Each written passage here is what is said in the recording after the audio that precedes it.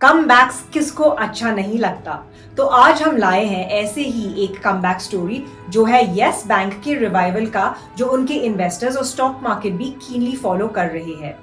इसके पीछे है recently announced mega fund raise of $1.1 billion, that's close to 9,000 crore rupees from international investors, and of course the successful restructuring जो Yes Bank के stock पर भी काफी इम्पैक्ट कर रहा है। आगे बढ़ने से पहले चैनल को जरूर सब्सक्राइब करें।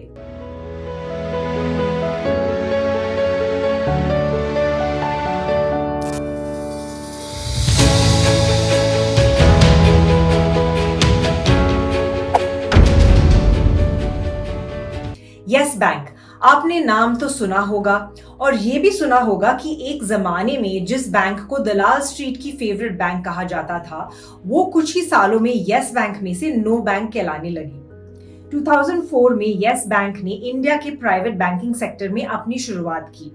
वेटरन बैंकर राणा कपूर और अशोक कपूर की लीडरशिप में ये बैंक सिर्फ 10 सालों में इंडिया की 4th largest private sector bank बन गई। 2014 तक यस बैंक की loan book value 3 lakh crore पहुंच गई, जिससे बैंक के स्टॉक्स भी हाई फ्लायर बन गए। एक समय पर यस बैंक के शेयर स्टॉक मार्केट में बहुत सॉट आफ्टर थे।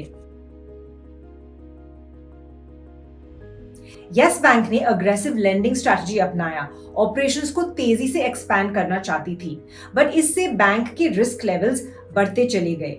इस प्रोसेस में उन्होंने लेस क्रेडिट वर्दी इंडिविजुअल्स और कंपनीज को लेंड किए।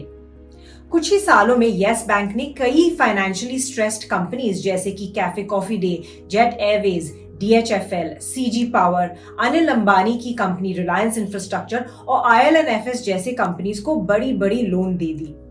ये ऐसे कंपनीज है जो आगे चलकर लॉसेस में आ गिरी और जिसने इंडिया के फाइनेंशियल सेक्टर को काफी स्ट्रेस झेलने पड़े। यस बैंक की इस लेंडिंग स्ट्रैटेजी की वजह से बैंक के NPA यानी नॉन परफॉर्मिंग एसेट्स काफी बढ़ गए और सितंबर 2019 तक ये 7.4% पहुंच गए। NPA या बैड लोन्स का मतलब होता है कि बैंक अपने बोरोवर्स से पैसे रिकवर नहीं कर पाते। NPA यानी नॉन परफॉर्मिंग एसेट्स, मतलब अगर एक बैंक किसी बोरोवर को लोन देती है और इंटरेस्ट या प्रिंसिपल 90 डेज से ज्यादा ओवरड्यू होती है, तो उससे नॉन परफॉर्मिंग एसेट्स या NPA बना जाता है। यस बैंक ने RBI को अपने NPAs और बैड लोन्स के पूरा हिसाब नहीं दिया और इसलिए ये RBI के स्कैनर में आ गई। RBI ने 2019 में highly irregular credit management practices, serious deficiencies in governance and a poor compliance culture observe करते हुए राणा कपूर को बैंक लीड करने से मना कर दिया। अप्रैल 2019 के क्वार्टरली रिजल्ट्स में यस बैंक ने पहली बार लॉसेस रिपोर्ट किया। इसके दूसरे ही दिन बैंक के स्टॉक्स 30% नीचे गिर गए। NPA, owner issues, bad loans, losses जैसे प्रॉब्लम्स बैंक को घेरने लगे। इसके चलते क्रेडिट रेटिंग्स जैसे मूडीज और केयर ने बैंक की रेटिंग डिग्रेड कर दी और बैंक का आउटलुक स्टेबल से नेगेटिव चेंज कर दिया।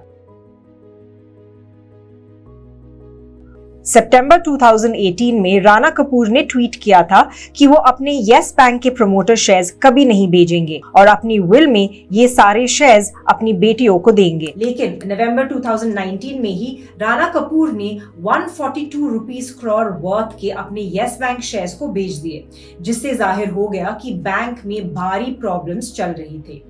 मार्च 2020 में एनफोर्समेंट डायरेक्टरेट ने राणा कपूर को फ्रॉड और मनी लॉन्ड्रिंग की एलिगेशंस के इल्जाम में अरेस्ट कर दिया। अब पिक्चर में आती है इंडिया की सेंट्रल बैंक यानी RBI। किसी भी इकोनॉमिक सिस्टम में अगर एक बड़ी बैंक डूबती है तो ये अपने साथ कई बैंक्स को और इवेंचुअली पूरी इकोनॉमी पर असर पड़ सकता है। बैंकिंग सिस्टम में सारे बैंक्स इंटरकनेक्टेड होते हैं। यस बैंक के प्रॉब्लम्स की वजह से कोई चेन रिएक्शन ना हो और इंडिया की बाकी सारे बैंक सेफ रहे, इसीलिए RBI ने तुरंत एक्शन लेना शुरू किया।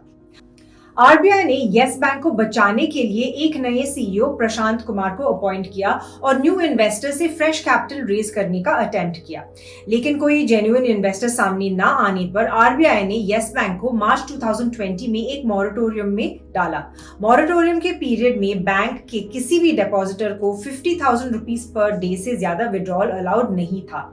इस समय RBI ने एक रिस्ट्रक्चरिंग प्लान बनाकर यस बैंक की जिम्मेदारी SBI को दे दी। इस डील में आरबीआई ने इंडिया की सबसे बड़ी पब्लिक सेक्टर बैंक एसबीआई को लीडरशिप देते हुए दूसरी प्राइवेट सेक्टर बैंक्स को भी इंडिया की बैंकिंग सिस्टम में स्टेबिलिटी लाने की मांग की। इसके चलते एसबीआई ने 7,250 करोड़ रुपए का इन्वेस्टमेंट किया by buying 725 crore yes bank shares at 10 rupees each. HDFC bank and ICICI bank ने येस बैंक में 1,000 करोड़ रुपीज ईच इन्वेस्ट किया। एक्सिस बैंक ने 600 करोड़ रुपए का इन्वेस्टमेंट किया। कोटक महिंद्रा बैंक ने येस बैंक में 500 करोड़ का कैपिटल इन्वेस्टमेंट किया। इतने सारे इन्वेस्टमेंट्स के बावजूद येस बैंक के इन्वेस्टर्स को काफी सारे लॉसेस उठाना पड़ा। 2018 में येस बैंक के शेयर्स अपने हाईएस्ट लेवल्स यानी 350 टू 360 रुपीस की रेंज में ट्रेड होती थी। 2019 से बैंक के स्टॉक प्राइसेस में फ्री फॉल आ गया और पिछले 2 सालों में ये 14 टू 16 रुपीस के बीच में स्टॉक मार्केट्स पर ट्रेड हो रहे हैं। लेकिन येस बैंक ने जब अपने Q1 2022 फाइनेंशियल रिलीज किए तो सब इन्वेस्टर्स सरप्राइज हो गए। चलिए देखते हैं कि क्या थे इनके फाइनेंशियल्स। नेट इंटरेस्ट इनकम 32% से ऊपर गया। एसेट क्वालिटी इंप्रूव हुई जो हम देख सकते हैं कंपनी के gross non performing assets ratio में। ग्रॉस नॉन परफॉर्मिंग एसेट्स यानी ऐसे लोन्स जिसके प्रिंसिपल और इंटरेस्ट दोनों ही बोरोवर नहीं पे करता। बैंकिंग टर्म्स में ऐसे लोन्स को ग्रॉस नॉन परफॉर्मिंग एसेट्स कहा जाता है। येस बैंक के केस में ग्रॉस एनपीए रेशियो पिछले साल 15.4% था और इस साल के फर्स्ट क्वार्टर में 13.9% पर आ गए और लेटेस्ट रेशियो है 13.4%। इस टेबल में आप देख सकते हैं कि कंपनी के नेट प्रॉफिट इस साल इंप्रूव हुआ है। येस बैंक के नए सीईओ है प्रशांत कुमार, जिनको आरबीआई ने 2020 से बैंक की रिवाइवल की रिस्पॉन्सिबिलिटी दी हुई है। इन्होंने बैंक की रिवाइवल स्ट्रैटेजी में 3 की पॉइंट्स बताए हैं: एनपीए कम करना, कस्टमर्स का कॉन्फिडेंस गेन करना और सस्टेनेबल ग्रोथ अचीव करना। अपनी रिवाइवल स्ट्रैटेजी के लिए बैंक को चाहिए सब्सटैंशियल कैपिटल। येस बैंक इस कैपिटल रिक्वायरमेंट के लिए करीब $1.1 बिलियन यानी 8,900 crore rupees two global private equity investors जो Carlyle and Advent International Group है उनसे रेज करेगी। इस डील से दोनों इन्वेस्टर्स को येस बैंक में 10% ईच का स्टेक मिलेगा इक्विटी शेयर्स और इक्विटी शेयर वारंट्स के द्वारा। इस डील को येस बैंक के शेयर होल्डर्स का भी अप्रूवल मिल चुका है post the EGM on August 24, 2022। Deal के डिटेल्स आप यहां देख सकते हैं। ये डील इंडिया की प्राइवेट सेक्टर बैंक्स में सबसे लार्जेस्ट प्राइवेट कैपिटल डील होगी। इससे ज्यादा कैपिटल कभी भी किसी इंडियन प्राइवेट बैंक ने रेज नहीं किया है।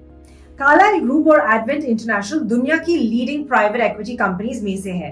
कार्लाइल ग्रुप करीब पिछले 20 सालों से इंडिया में इन्वेस्टमेंट करता आया है, जिसकी वैल्यू अप्रोक्सीमेटली $5.5 बिलियन है। एडवेंट इंटरनेशनल इंडिया में टोटल 13 कंपनीज में 2007 से इन्वेस्ट कर रहा है और इन इन्वेस्टमेंट्स की वैल्यू $2.9 बिलियन है। ऐसी जानी मानी और स्ट्रॉन्ग कंपनीज अगर येस बैंक में इन्वेस्ट करना चाह रही है तो ये एक बड़ा पॉजिटिव साइन है। इस इन्वेस्टमेंट के बाद येस बैंक का कैपिटल एडिक्वेसी रेशियो और CET1 रेशियो इस प्रकार इंप्रूव होने की चांसेस है।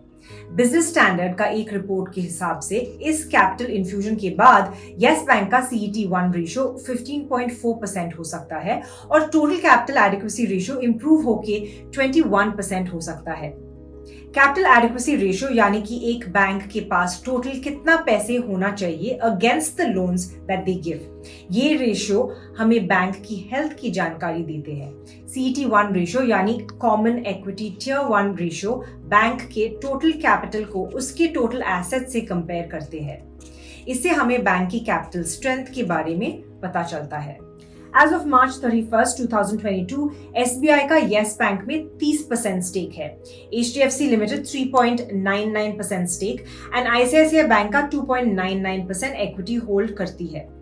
येस बैंक ने रिसेंटली अनाउंस किया कि वो 350 करोड़ रुपीस इन्वेस्ट करेगी JC फ्लावर्स एसेट रिकंस्ट्रक्शन में। इससे बैंक अपने स्ट्रेस्ड एसेट को क्लियर करेगी और अपने बैलेंस शीट सिचुएशन को इम्प्रूव करेगी। stressed assets यानी total of non-performing assets plus restructured loans and written off assets. NPA हमने ऑलरेडी डिस्कस किया. restructured loans यानी ऐसे लोन्स जिनका रीपेमेंट पीरियड बढ़ाकर या इंटरेस्ट कम करके रिकवर किया जा सकता है. रिटन ऑफ एसेट्स यानी ऐसे लोन्स जिनकी रिकवरी की कोई चांसेस नहीं है.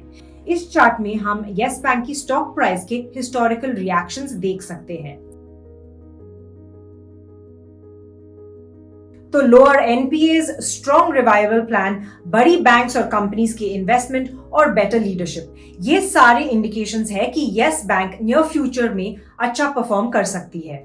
इससे बैंक के शेयर प्राइसेस भी फिर से ऊपर चढ़ सकते हैं और इन्वेस्टर्स के पैसे रिकवर होने का चांसेस है. ऐसे ही इंटरेस्टिंग फाइनेंस और स्टॉक रिलेटेड केस स्टडीज के लिए फिस्डम को सब्सक्राइब करें.